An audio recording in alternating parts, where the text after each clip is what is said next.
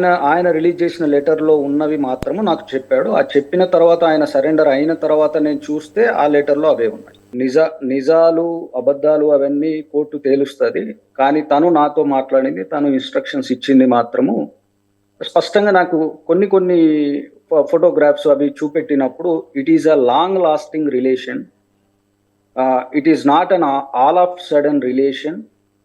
And also ఒక 6 నెలలకు, 3 నెలలకి, సంవత్సరం లోపుగా ఉన్న రిలేషన్ కాదు.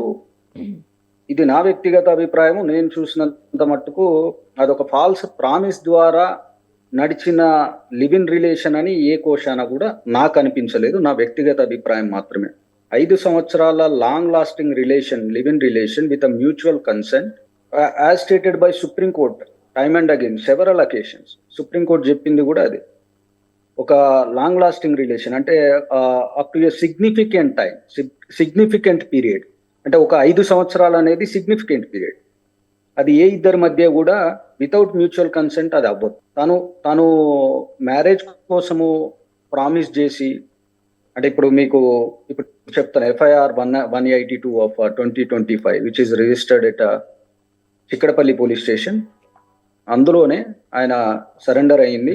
Yesterday the police has taken him into remand. Okay. Now he is into judicial custody. ఇప్పుడు ఇవాళ బెయిల్ పిటిషన్ మూవ్ చేస్తున్నాము. అందులో ఆ 182 ఆఫ్ 2025 ఎఫ్ఐఆర్‌లో సెక్షన్స్ ఫాయిస్ట్ చేసింది. The police has foisted 69 of BNS and 108 of BNS.